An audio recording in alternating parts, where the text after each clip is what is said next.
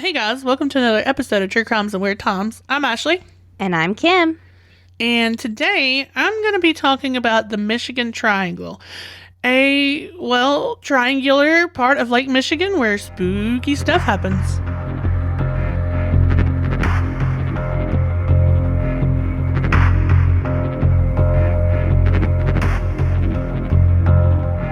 The Michigan Triangle is an area that spans from Wisconsin to Ludington, Michigan, and then spans downwards to Benton Harbor, Michigan, thus creating a triangle. Well, I kind of guessed it would be a triangle. Yeah. Now, people compare this a lot, and it's probably where it's got its name from. Compare it to the Bermuda Triangle. I'm shocked. Yeah, because much like the Bermuda Triangle, many strange things happen around it. We're talking shipwrecks, missing crews, missing people, a missing flight, a Stonehenge, and even UFO sightings. A Stonehenge in the lake? Yes. Oh. So it all basically starts at around 1679 with a ship called Le Griffon. It's the Griffin. But it's French. It sounds fancier in French. Yeah, it does, right? This is one of the earliest recorded mysterious shipwrecks in Lake Michigan's history. The ship itself belonged to La Salle, who, if you took American history, was a French explorer who explored the Great Lakes, and he's more well known for exploring the Mississippi River. But you're not here to learn that. I mean, I wasn't in school to learn that either, it sounds like, because I don't remember him at all. I remembered the name, I just don't remember who he was.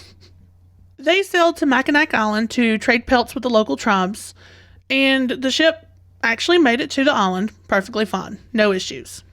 Now, this is where LaSalle got off the boat. He can't recount what happens afterwards. So, it was the trip back that caused trouble. It was said to have been located on the body of water now known as Green Bay, when it just simply vanished. The boat, its 6 crew members, and the entire load of fire that they had on the ship. I don't know why, but I really like ghost ships and like disappearing ship stories. Right, and there's going to be a ton of them today. They're so creepy. I know.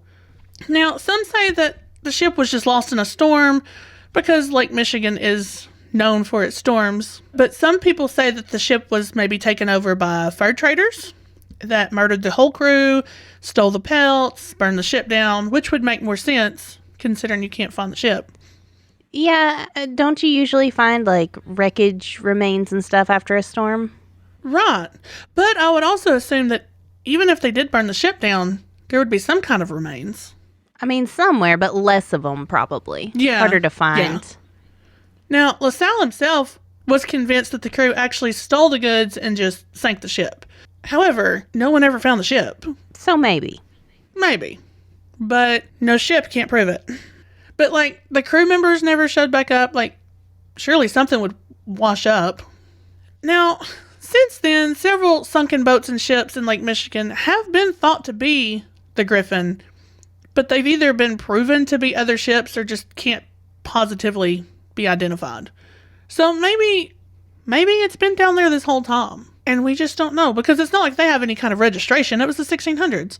Yeah, and I mean, whatever name was painted on it's probably long gone. Oh, yeah, of course. So, I don't know. Strange, but is it strange enough? No, not for me. Okay. Didn't think so. Not you, Kim. These progressively get weirder. So I'm hoping, like, by the end of the last story, it's going to blow your mind. Fingers crossed. So the next one is the Thomas Hume. Now, the Thomas Hume, and that's the name of the ship. That's actually a schooner, but it's the name of it. It was a schooner that carried lumber and other cargo across Lake Michigan, and on the day of its disappearance was carrying 7 crew members. Now, this boat regularly and successfully made trips across the lake all the time, so this was just like any other cargo drop. They offloaded its cargo and then turned around to return to Muskegon. Now, they were also returning with another ship from the same company, which is the Rouse Simmons. Now, it's in May. The weather's a little stormy. That's what happens. And the Rouse Simmons decided to turn back to Chicago just to wait out the storm. However, the Thomas Hume had not. After that, the ship and all of its crew members were never seen again. Now, seems pretty like a normal thing. It was a storm. The boat sank. The end. I mean, yeah, especially with the other ship turning around. Like, if it was that bad. Right. But when they went out to find the ship, there was no trace of a wreck. There was no debris, no bodies, nothing. This is in 1891, so they were a little bit more well-equipped to find their boat. And it's Lake Michigan. Like, I know it's a big body of water, but it's not like... It's not endless. Right. So, and it was so odd that there was no evidence of a wreckage or anything, that the owner of this boat, the owner of the company, honestly thought that they just repainted this boat and renamed it and just took off with the profit. So, like, even he was convinced, like, this boat is gone. There's no way it sank. Like, it's got to be just gone. Right. Now, in 2006, which was 115 years later, A&T Recovery was actually doing a search for old Navy planes, old World War II Navy planes in Lake Michigan, and ran across a ship matching the dimensions of the Thomas Hume. Since it was in fresh water for over 100 years, it was found in an amazing shape. I mean, even the masts were still intact on the boat. Wow. They found coins, they found tools, clothing, all of it was still in fairly good shape for being underwater. But there's still no definitive proof that it's the Thomas Hume, but like they're almost convinced that it is. They're trying to find the registration number to kind of match it, but they seem convinced that that's the Thomas Hume. So it just sank. Maybe. This one was considered a victim of the Michigan Triangle. If this happens to be the boat, then the case is solved. I mean, is it really a victim of a triangle if they saw this big storm coming and they were just like, well, we're going to go anyway? But where would the boat and the crew have gone? Underwater. That's the weird part, though. Like, there's got to be, like, debris and stuff, even if it sank. I mean, not if the whole thing's underwater now. Maybe. But again, Probably. I'm telling you, it gets weirder. Okay. Now, the next one is called the Roosevelt. Now, this was also a small schooner, and it was carrying lumber and was heading to Benton Harbor, which is part of the Triangle, and it had 11 people on board. Now, this boat never made it to Benton Harbor. They did find this boat. Now, this wasn't an issue. However, they found it overturned, and it was floating in Lake Michigan like as if it had collided with another ship. But none of the people were on board or found anywhere near it, and there were no other accidents that had been reported and no remains of any other ship that had been found. So, like, what could it have collided with? There was no other boats. Okay, that one's weird. Also, the weather wasn't bad that day, so no storms. I mean, people have accidents. Things happen. But, like, all of the normal things that would cause a ship to, like, overturn or anything, like, none of that evidence was there. Crazy rogue tidal wave in a lake. Now, I will say Lake Michigan does have waves. How big they are, I don't know. I've never been there. Me either. But I just want to throw this out there. The Roosevelt actually had been rebuilt after an earlier wreck in the 19th century that was eerily similar to the way it had crashed in 1921. So, I don't know, the ghost of its parts? I don't know. That's a story within a story. Right? But I feel like it's weird. Like, weren't people really superstitious about boats and sailing anyway? Like, I mean, about certain things, but I think there were rules. Okay. That would make more sense. Because I feel like if people were that superstitious, like, why would they rebuild that from an earlier wreck? But, again, I don't know. Now, this one happened on a boat, but it was not a boat. This is about a man named Captain George R. Donner. In April of 1937, he was sailing the O.M. McFarland, and he had actually successfully sailed it through, like, really dangerous, icy waters, and he got them on the path they need to be on. So he was really tired. He's like, look, I'm going to go to my cabin. I'm going to go rest. When we get close to port, come wake me up. And of course, part of their path was to cross over the Triangle and make their way to Port Washington. When they arrived, they knocked on the door as he requested to wake him up. There was no answer. The door was locked from the inside, And so they finally just eventually tried to break the door down, and the captain was nowhere to be found, like completely disappeared. Where he disappeared to, I don't know. He was on a boat. I mean, there's really only one place you can disappear to from a boat. But how did you get out of your cabin like that? So, surely someone would have seen you. I don't know. Was it nighttime? Like, was everyone else asleep too? I don't think so, because there were several people trying to open the door to the point that they had to break it down, but there was no explanation. There was no evidence of his disappearance. Like, nothing was weird. I don't know why he would have maybe flung himself off the boat if that was even an option. Maybe he tripped and fell off the boat. But they saw him go in his cabin, like... And then it was locked from the inside, though, right? Yeah. So, I don't know. And nope, it remains unsolved to this day. Maybe he was killed by one of the other crew members, and then they locked the door to make it seem like he vanished. That's not a bad idea. I didn't think about that. That's all I got. It is weird. I'll give you that. Thank you. That's all I ever wanted to hear. The next one happened in June 1950. Northwest Airlines Flight 2501 was flying from New York City to Seattle. There were 58 passengers on board, and of course they had to fly over the Michigan Triangle. And once they did that, the captain of the flight radios in a request to descend due to a severe electrical storm. Now, I don't know why, but permission was denied to descend. And just shortly after that, they lost sight of the plane on the radar completely. They were never able to make contact again, and the flight went missing. Well, they tried to land, and they were like, nope, sorry. What? I know, like, there was to me, it felt like a plausible reason to land. I mean, I can't fly a plane, but I would assume that flying it through an electrical storm would be bad. Yeah, I would assume so. But the flight goes missing. Now, as far as I'm concerned, it crashed at a lightning storm. Right, that's what I'm thinking. I feel like you're about to tell me that's not what happened, though. Well, here's the thing. Of course, they search for the plane. They drag the lake, but they find no plane. Now, at the time, they found no bodies, but human remains did wash up to shore a few days later, but they still never found the plane. No wreckage, no plane. Was it confirmed it was, the people who were flying the planes? That I couldn't find. It always just said human remains washed up on the shore. Huh. But considering what happened, it would make sense for it to be them. It's weird they never found the wreckage then. Right. You would think they would find something, even just like metal pieces or something. Well, they didn't find entire bodies, though, right? They just found human remains.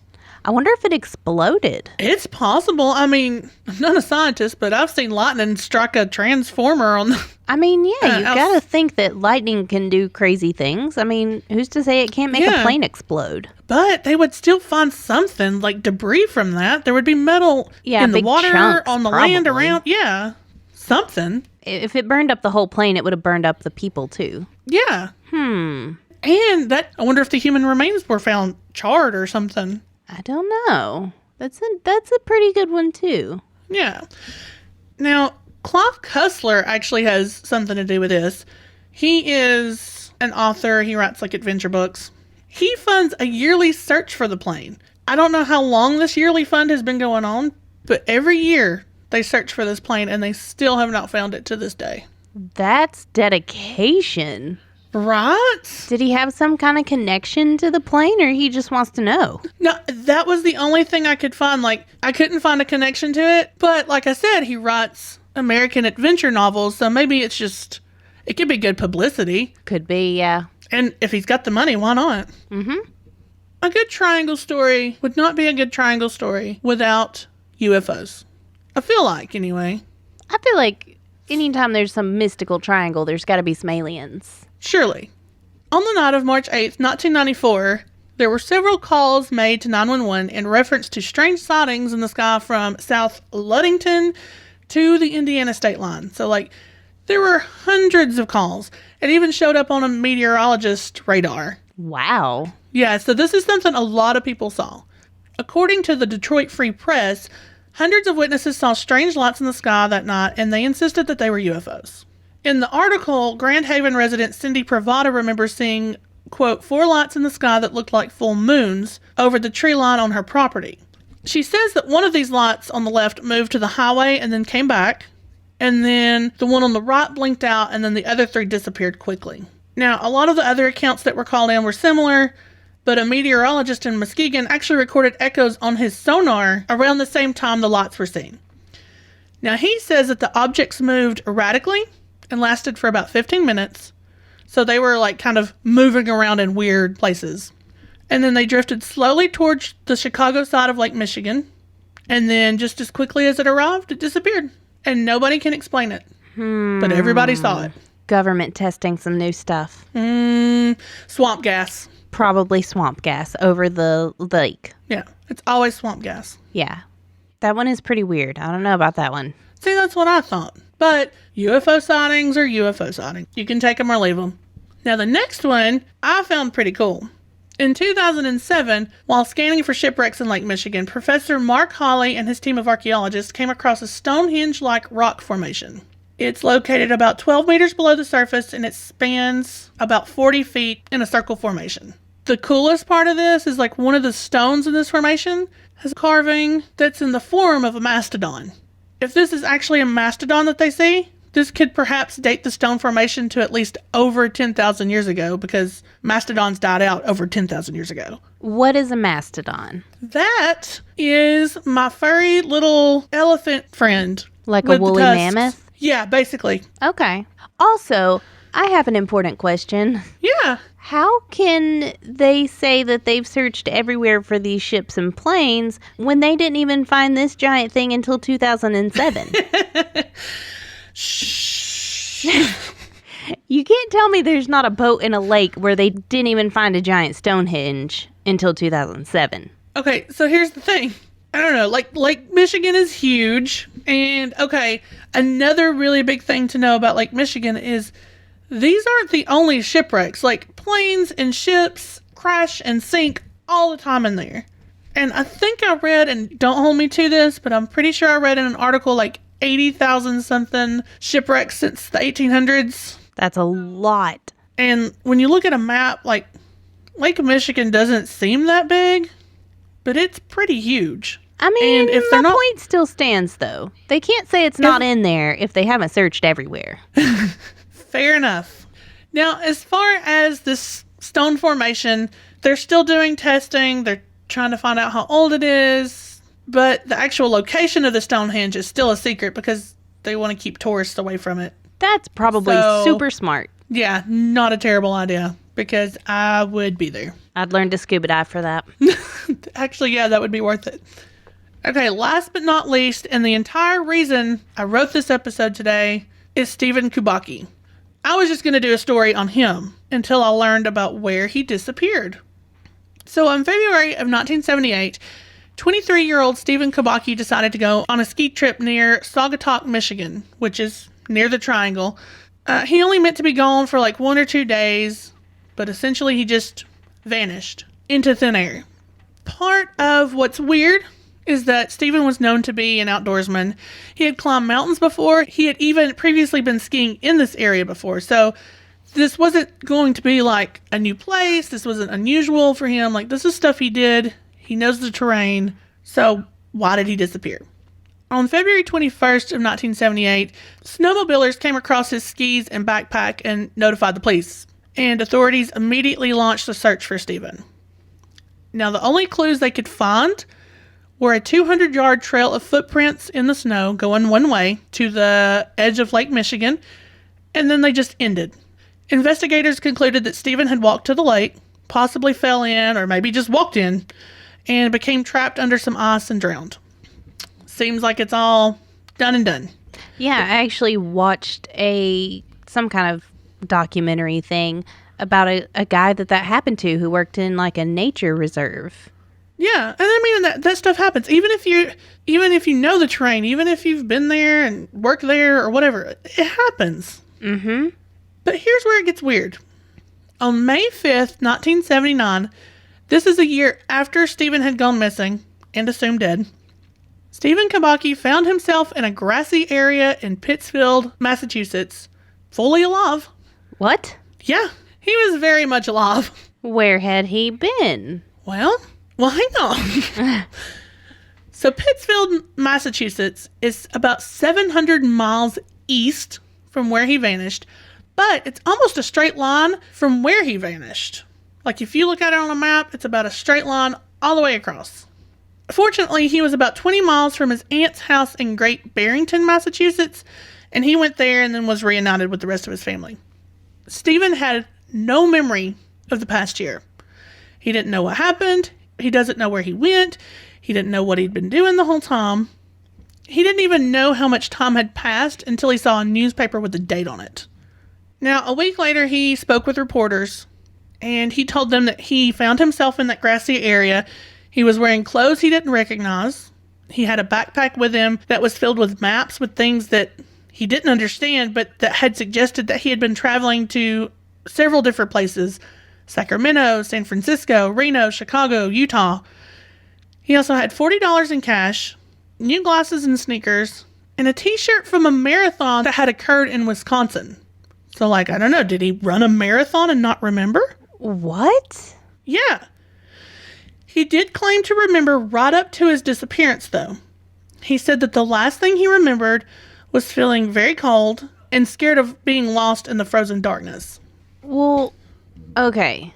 I have some theories, but I'll let you finish telling me about it. I did have a theory myself. I assumed, okay, maybe there was stress at home and he wanted to just leave, and that's what he did. But according to Stephen, he claims to have been in a healthy frame of mind before his trip and after he was found. He said his father was going to sign over a house to him. He had a job lined up. He didn't have any troubles in his love life. School was going great. His point was, why would I leave? Everything was pretty much set up for me. He also told reporters that he was going to try to go back and retrace his steps, but no one knows if he actually did or what he might have found, because since then, Stephen has refused to speak about the disappearance, and a journalist actually tried to contact his ex-wife, who also refused to talk about the disappearance. And now he lives in the Pacific Northwest as a psychologist. And that's it. That's Stephen Kubacki. I wonder if he had some sort of break with reality, like a mental health thing. But a year-long episode, that's a long time, and to just snap back out of it, though? Yeah. Maybe part of it was because he was set to graduate that spring. Maybe it was just a thing of, oh my God, I haven't done anything with my life, and now I'm going to have to go to work. I mean, I can get that at 23. The fact that he refuses to talk about it, to me, feels like it was intentional, and he's making up the whole I don't know where I was thing. Right. Because if they find out that maybe he just ran away, he would be in trouble. I don't know. I feel like he definitely knows what happened. I feel like there's no way he spent a full year wandering the country with no memory of it. But also, how did he survive? What money did he use? Did he ever use the money out of his bank account? Or was he living homeless? It was 1978, so I'm sure cash was still the biggest form of currency. And he could have just done odd jobs and got paid under the table. Yeah, that's true, too. I wonder why, if it ran through the media, I wonder why no one ever was like, hey, I know that guy. He seemed fine when he was here. Maybe it was because here's the thing. I didn't find... Now, he was in the news. I found a couple of, newspaper clippings from it, but, I don't know how popular this got. Maybe it stayed local. Yeah, that makes sense. Because this really wasn't, ooh, the Michigan Triangle Man, you know? This wasn't a big deal. It was just, hey, skier missing. Hey, skier returned. Yeah, it's not very exciting. But, I don't know, it's still a strange story. And a lot of people wonder, maybe he did go back and retrace his steps and found something he didn't like. Oh, and maybe that's why he doesn't. That makes sense. Maybe that's why he doesn't talk about it. I don't know. But those are some crazy stories about the Michigan Triangle. Spooky. Spooky.